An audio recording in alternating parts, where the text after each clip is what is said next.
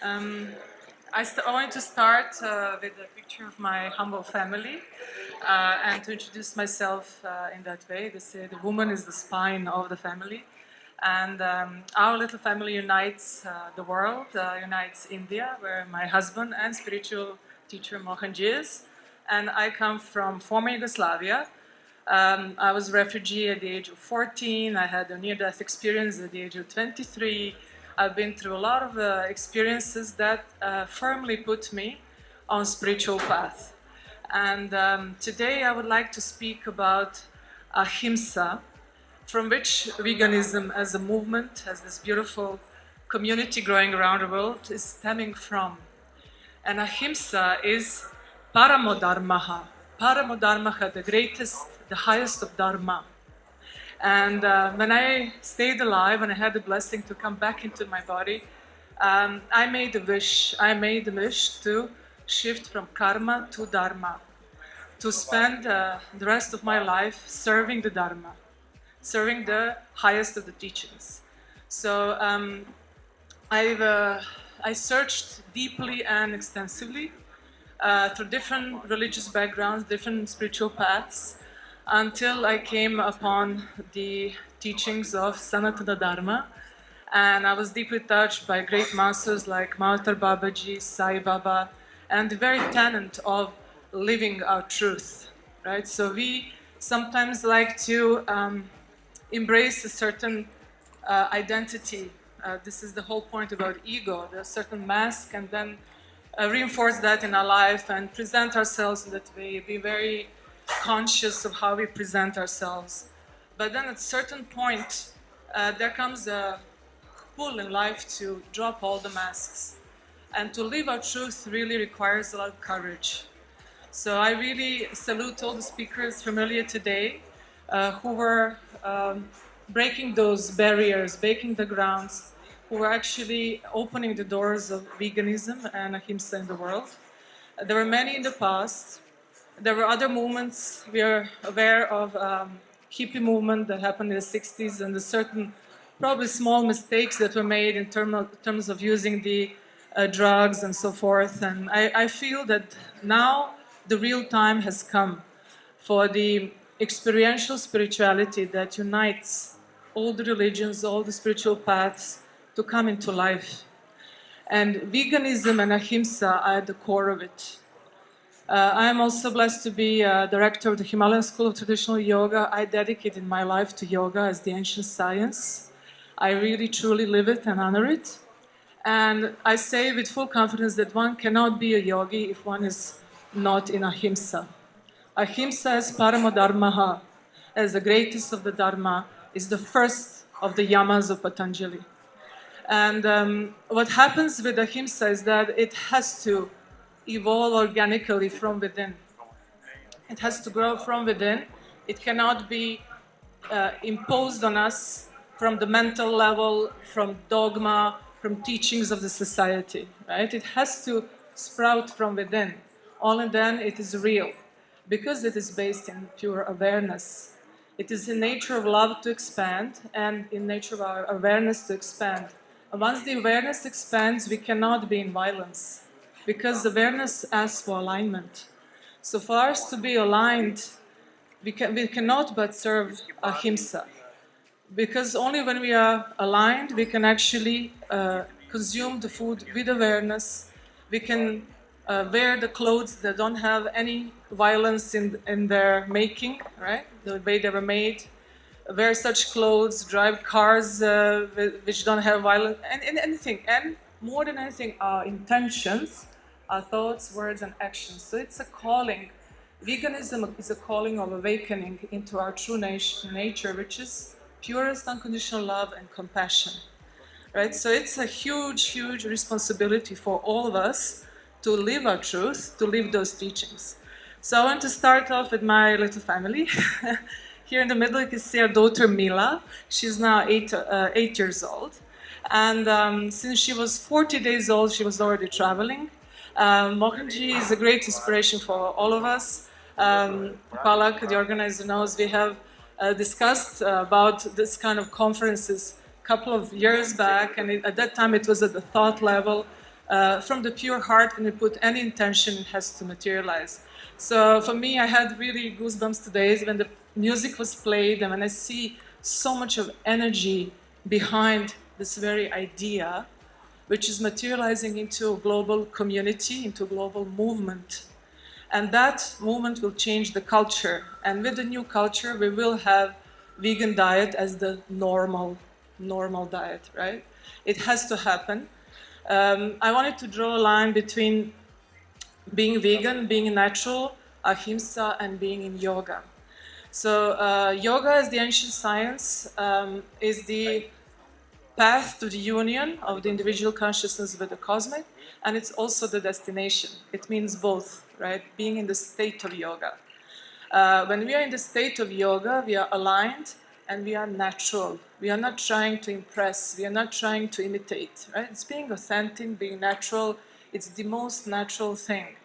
And same way, the most natural thing is to be in Ahimsa.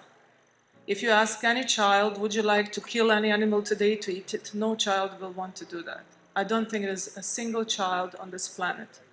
So I start this journey with a message from Mohanji. I represent Mohanji Foundation, as Meenakshi said. So since Mohanji could not come to be with us physically, I wanted you to feel his energy, hear his voice and his message, and then I will continue.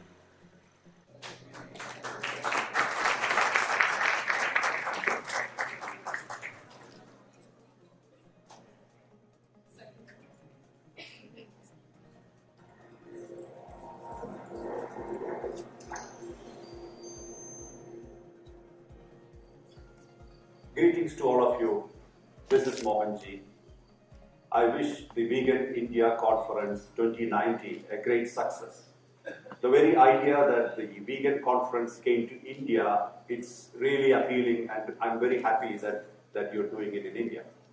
And I wish all of you who are participating in this conference great health and great success. Today, the idea of vegan is spreading in the minds basically on the understanding of being good in this world or being natural in this world. When you are vegan, you are natural. When you do not harm any life because of your existence, you are actually being very natural. That's the height of human experience. The greatest of human experience is the ability to express compassion.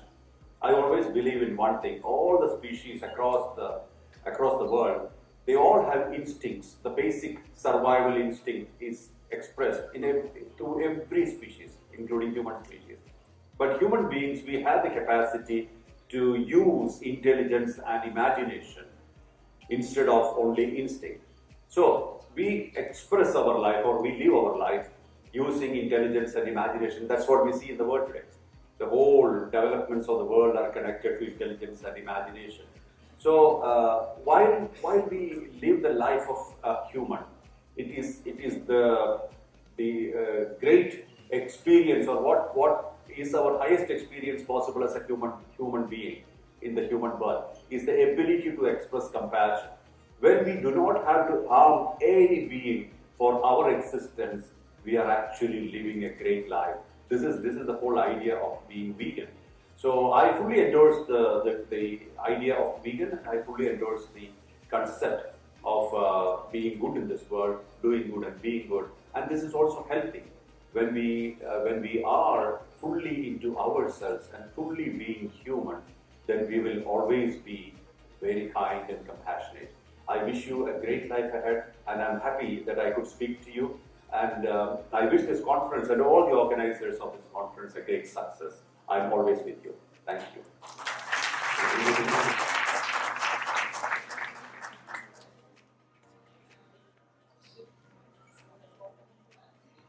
I chose this photo. This was taken in a wolf sanctuary. It's actually a wolf. It's called the Wolf Sanctuary in Sedona, in Arizona. And this wolf was abused by humans, especially men, beaten, and so she was responding, with fear to anybody who comes closer. But with ladies, she's pretty much okay, but not. She doesn't come to anybody very often.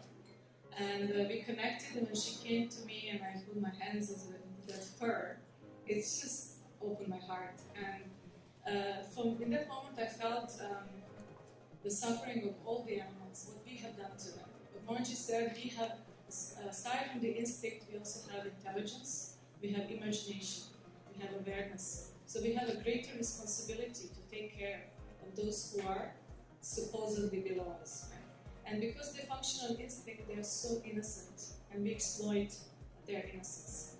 So I was, I'll just share briefly my own vegan journey.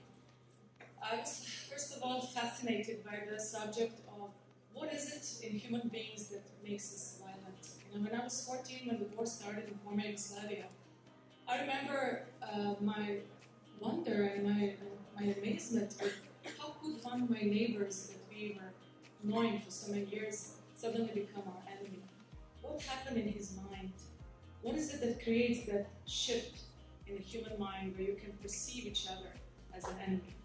And not only that, but be able to kill one another. During my life, I was blessed with amazing scholarships. I studied in Rome, and then I did my master's in America, specializing in peace studies. And the interesting thing was that I used to hate McDonald's, especially because of the fast food meat-based. And the scholarship was given by the wife of the McDonald's. Her name is John B. So she was responding, with fear to anybody who comes closer. But with ladies, she's pretty much okay, but not. She doesn't come to anybody very often.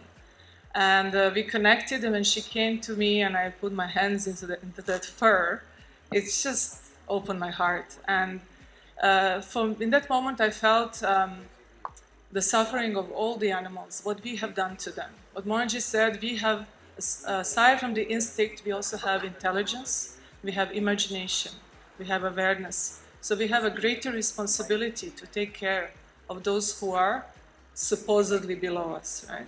And because they function on instinct, they are so innocent, and we exploit their innocence.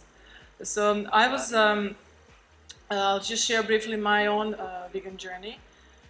I was, first of all, fascinated by the subject of what is it in human beings that makes us violent. You know, when I was 14, when the war started in former Yugoslavia, I remember my wonder and my amazement with how could one of my neighbors that we were knowing for so many years suddenly become our enemy?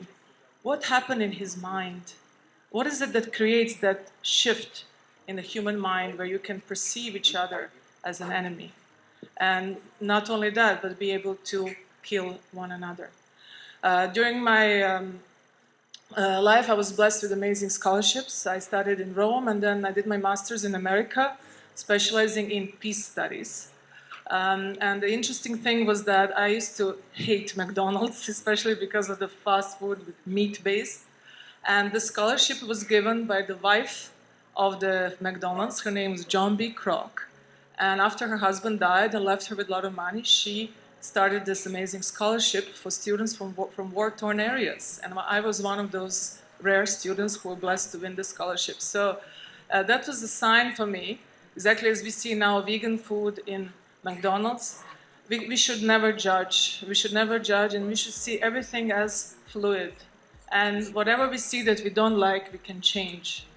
And during this peace studies, we studied at depth the concept of conflict and war and the way out of it. And what I understood when we spoke about the example of the Auschwitz, the Holocaust, and you know, there were German families living right next door to Holocaust. I don't know if you're aware of that. They're literally just like from here to the chair, for example. They're right there. And then, you know, thousands and thousands of Jews are being burnt in the gas chambers, and they used to get the ashes falling down in the yard, and they would eat their food and blow it off and continue eating, right? And they just did not, they were not bothered by it. It didn't bite them, right? So that's what I found fascinating. Like, how is it possible? What is it in our human nature that creates this barrier? So during my studies, we spoke about the concept of alien other. In our mind, we create a barrier and we say, I do not relate to that. it's the alien other, right? There is no connection. There is no compassion. So we justify it. In that way, we create a barrier, we turn the blind eye. It doesn't mean we are bad. Those are also people with their families, with children, taking care of the children, normal people. But they created the barrier of alien other. So this is the barrier that we need to remove from the hearts and minds of people as vegan activists. We need to appeal to the hearts. I live in Slovenia now. I was part of one vigil. We went in front of the slaughterhouse. We stood there, we waited. They brought the cows. There was one cow they were crammed into the truck, and there was one cow that was like stepped on, and her eye was peeking, and she was full of horror and despair. And it's really heartbreaking to see that. And to hear those sounds in the back. Of course, we cannot enter the slaughterhouse. We could hear the sounds of the animals there, and it's just really a Holocaust feeling. It's exactly, I felt I was at that Auschwitz. We have created our Holocaust after the World War II with this mass farming and animal farming, factory farming, sorry. With factory farming, we have created the Holocaust, and it's our moral responsibility not to turn the blind eye, not to see them as the alien other, right? So this is number one thing. But I feel that in order to achieve that, it's important to bring into awareness what happens in the slaughterhouses. But more than that, it's to speak positively, you know. And as vegan activists, we have to speak with conviction and in a positive way, and really not pretend that we are higher than the rest, right? So I feel this is a really important point. So I'll share in my case, I was not vegan right away. I first dropped the red meat, then I dropped the white meat, then I dropped the seafood, then I dropped the eggs, and finally I dropped the dairy products. So it took me a while, and this is what I will share with people. So allow yourself the time. Allow yourself the time to readjust your food habits and slowly go with it. But go step by step. You may not be able to do it right away, but if we apply the awareness, we will be able to do it. So my first impression with meat was when I was, I think, around 9 or 10 years old. We had these beautiful white rabbits. We had around 12 white rabbits in our home in Croatia before the war. And they were cute white rabbits with red eyes. And I used to count them and, you know, play with them. And one day I saw one is missing. You know, there were 11. And then that day, my grandmother prepared a dish with this meat. And she lied to me. She said that, okay, take this leg, this is chicken leg. Right? But I was like, what a weird chicken leg. It has this kind of a, almost like L shape, you know? So I was looking, even when I tasted it, the meat was like more rubbery, you know? It was not as soft as chicken meat. And I said, but what is this? How come it's so different? Oh, maybe we bought a different one or something. Then, that same day, it didn't take me long. I understood, this is my rabbit. You know, so it just broke my heart that she lied to me, and we ate our rabbit, you know. And as a child, it was traumatic for me. So years later, now here's my daughter Mila, and in Serbia, in our new home, we get this white rabbit, and just see this picture, like, makes me cry. You know, the way she connected. She closed her eyes and she put her little hand on the rabbit, and that kind of brought this kind of a healing experience for me, because through my daughter now, I can make it right, you know, because they didn't know better. They didn't know better.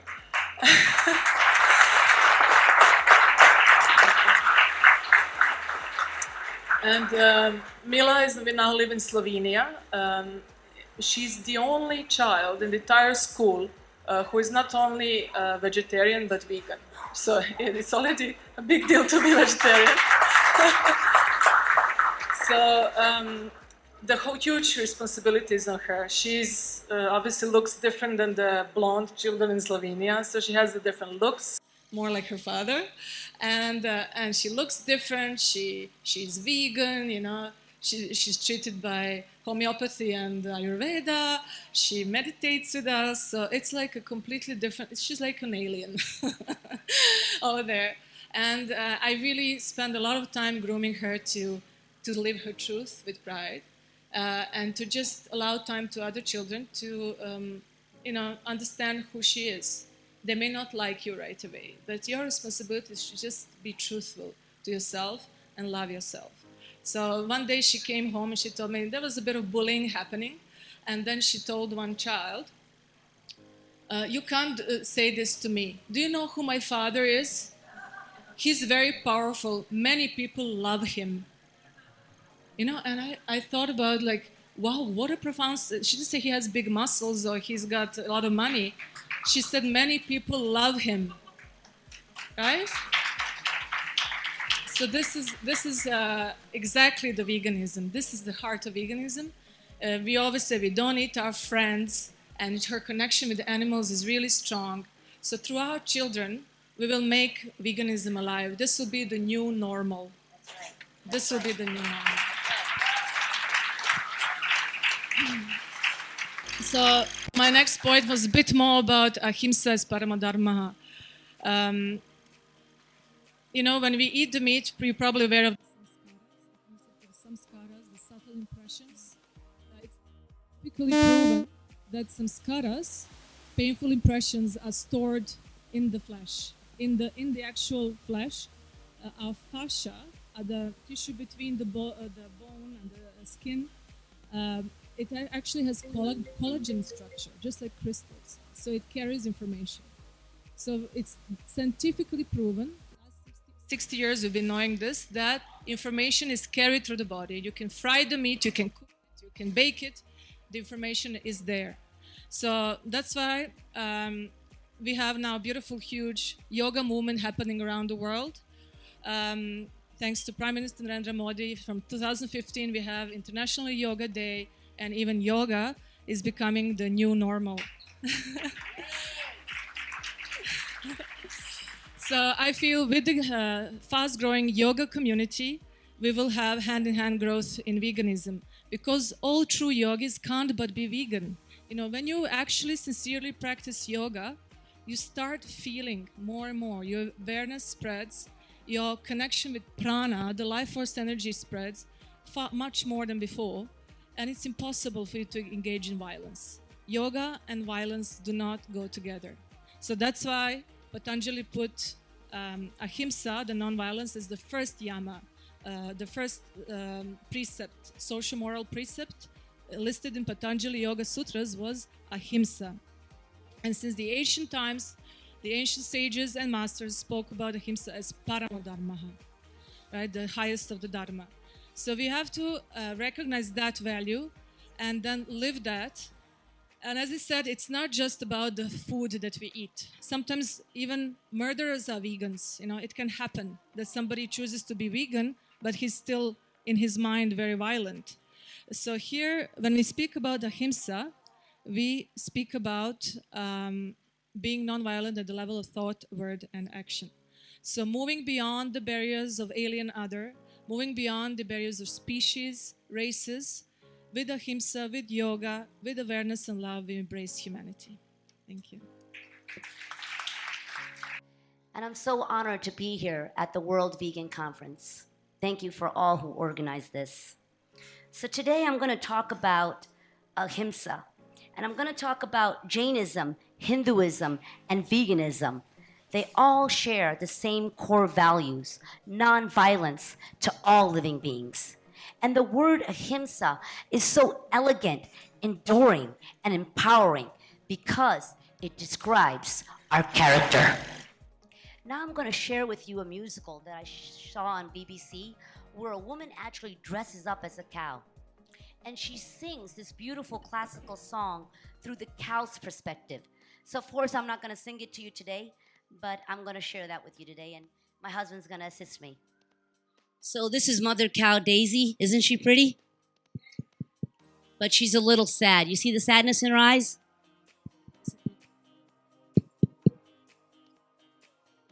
I held my young for 9 months, just like you, with hours of labor So excited to see my little boy, my precious little boy.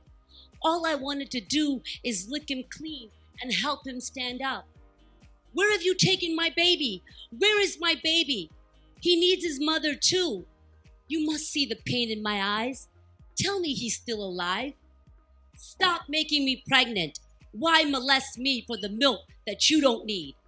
Stop making me pregnant. Why strap tubes to my udders that my baby needs? I'm not a machine.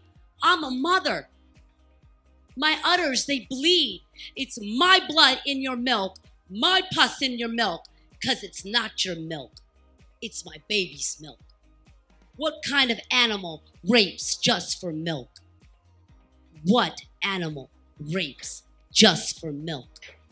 Oh no, here comes that bad man. He's gonna molest me all over again. I can't take it anymore. Let me die. Please, just let me die. I know that was really difficult to hear. When I first heard it, I had goosebumps, I was crying.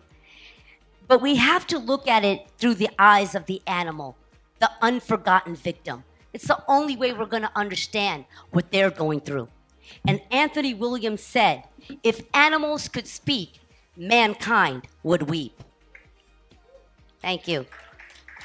So today I'm going to talk about why dairy is not ahimsa for the animals, our health, and the planet. So number one, there's forced pregnancies. And what I mean by that is they're artificially inseminated.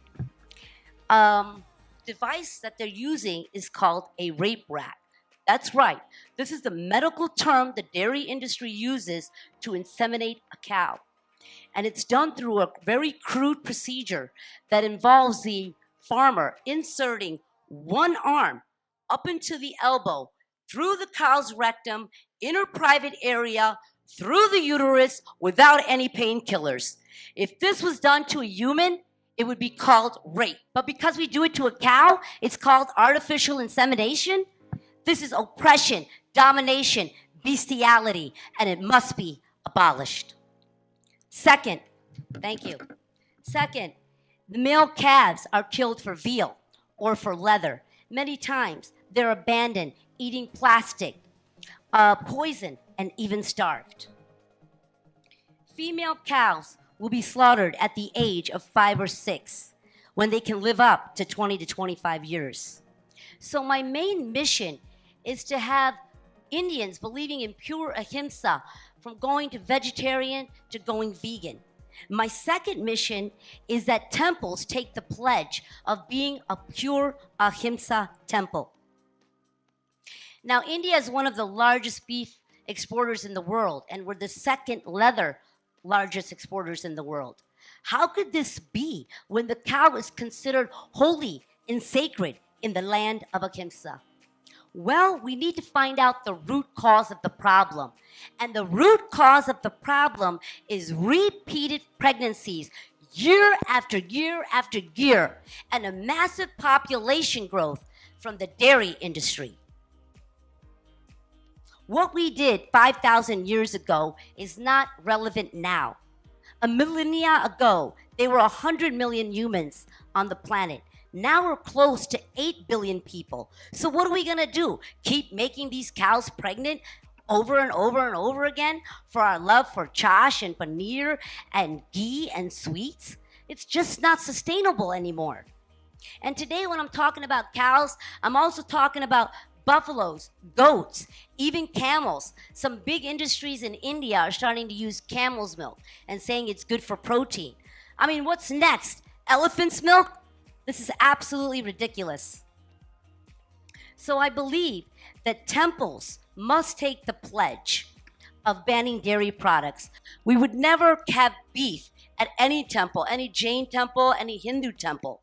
So how could we be having dairy at any temple that's coming from a grieving mother with so much pain?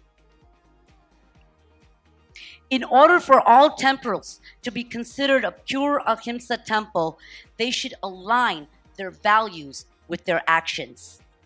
All temples must start using plant-based oil like coconut oil or almond oil when lighting diva. When we're offering abhishek to God, we can always use coconut milk or a plant-based milk. Um, all food that is served at the temple needs to be served with the plant-based dairy product. It's just that simple. Remember, we're not just living for the taste of cow's milk. Billions of animals have to suffer, and we're humans. We have a higher consciousness for compassion. Dr. Tushar Mehta. It is time for every educated, enlightened citizen to get off the dairy drug. They have had their day, and their time has passed. Philip Wallen. We can no longer use our religious traditions to cause so much harm and suffering. We cannot use God's creatures in God's name anymore. We got to do the greater good in today's world. While bathing our God in milk, we can always use coconut milk or coconut water or simply water. This way, we're not putting raped milk or a grieving mother's milk on the God that we love. And I know that sounds so harsh, but it's true. How can we be bathing these gods that we love and respect when we're hurting God? Because God is in everyone, every tree, every bird, every butterfly, every living being. The feminine, the divine. We're hurting the feminine, the divine. So how could we be doing this? And the worst thing we can do is separate a mother and a child and separate that bond. Last year, I was honored to speak at the Jain Center in Southern California. This is the first Jain vegan temple in the United States. Yeah. This temple is at the forefront of change, and every Indian temple must follow in their example because they're aligning Ahimsa in action. That's right. So I want to talk a little bit about our health. I'm going to skip a lot because I know we're running late. But India is the diabetes capital of the world. We have an epidemic of 72 million are suffering from diabetes, followed by cardiovascular disease, cancer, kidney stones, osteoporosis, and milk is one of the main causes. This is why a lot of Indian vegetarians are getting the same diseases as non-vegetarians because they're having milk 3, 4, 5 times a day. Now, milk is an animal protein. So long ago, when we had a common cold, sardi, or we were starving, we would have a little milk and ghee, and it might have kept us alive. But in modern times, we have enough to eat. Today, we are not dying of the common cold or starvation. We're dying of heart disease, diabetes, cancer, breast cancer, and cholesterol.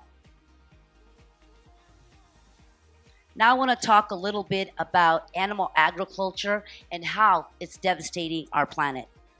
Animal agriculture is the leading cause of species extinction, ocean dead zones, water pollution, and habitat destruction. Our first duty is to Mother Earth, Bhumi Devi, because the earth is not just a chunk of dirt. Mother Earth, Bhumi Devi, is alive, and she keeps us alive. And we have a dharmic duty to take care of our country for our future generations. We have a responsibility to leave a bountiful, abundant planet for our children and their children.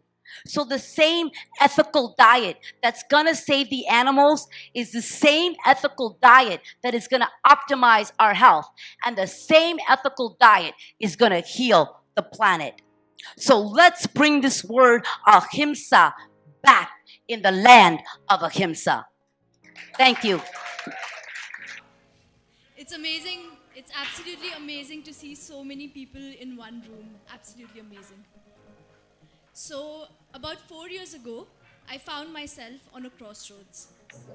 At that time, I had already quit my full-time job and transitioned into a travel writer. I had realized that I don't really need one place to call home, so I decided to give up the apartment that I was renting I sold most of what I owned, and everything I own now fits in 2 bags, which are sitting right now in a hotel room upstairs.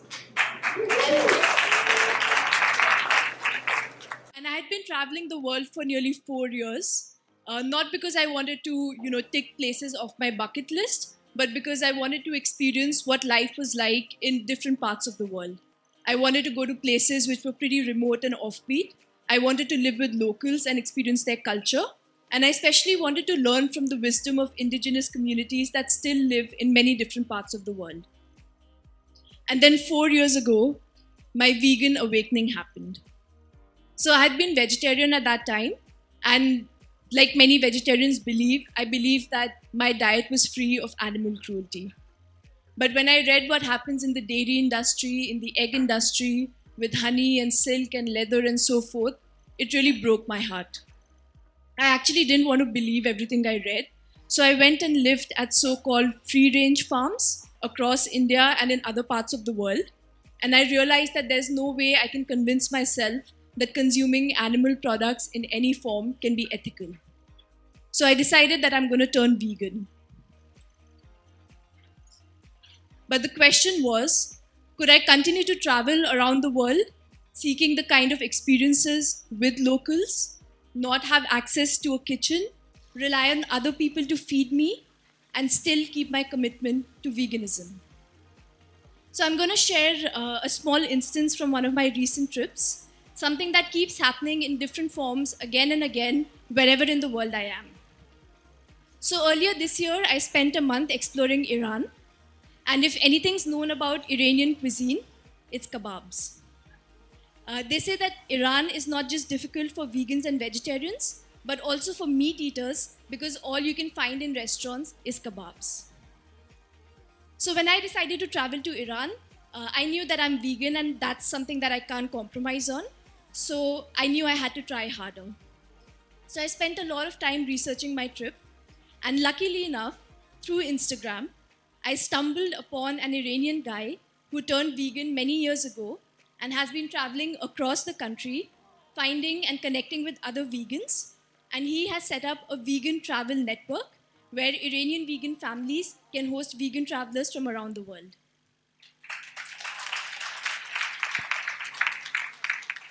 So because of him, his name is Sina, and you can find him on Instagram as Iran Vegan Travel.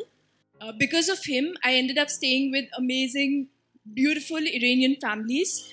I ended up having some of the best Iranian vegan food, of course.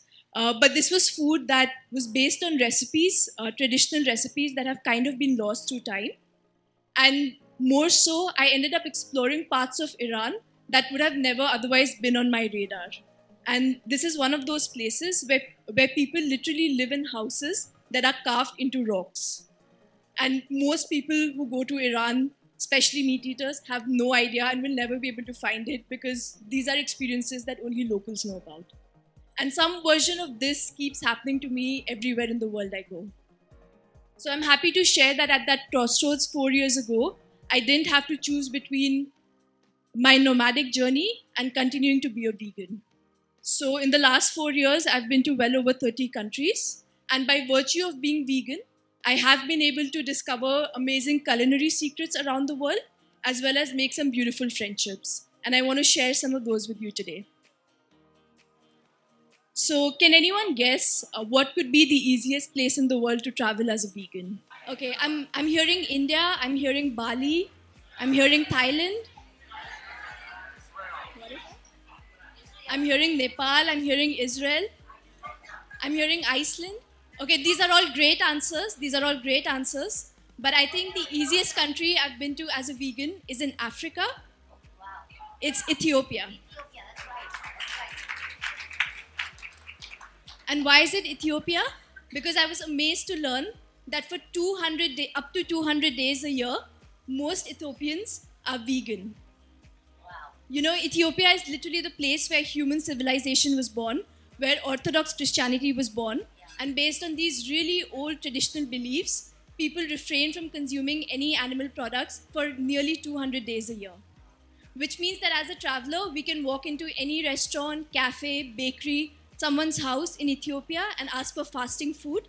and expect to get something like this. This is a beai nettu. It's served on an injera, which is like a crepe with all kinds of, delicious and nutritional things like veggies and leafy greens and lentils and legumes and so forth.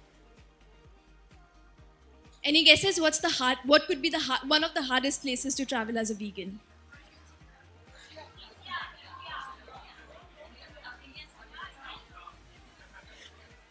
Okay.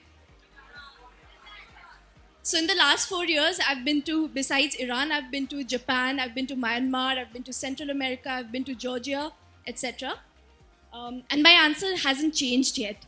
I think one of the hardest places to be vegan is Punjab.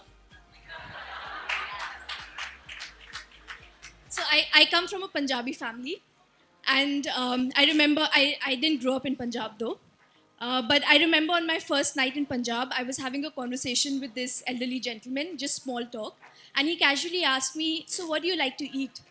And I said, well, I don't eat chicken, meat, butter, lassi, ghee, eggs, etc.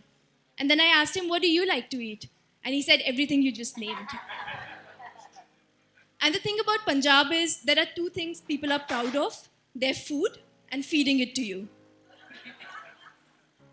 But I think being in Punjab made me realize that being vegan is not just about having compassion towards animals, but also towards fellow humans who haven't had their vegan awakening yet, because I was in their place just 4 years ago.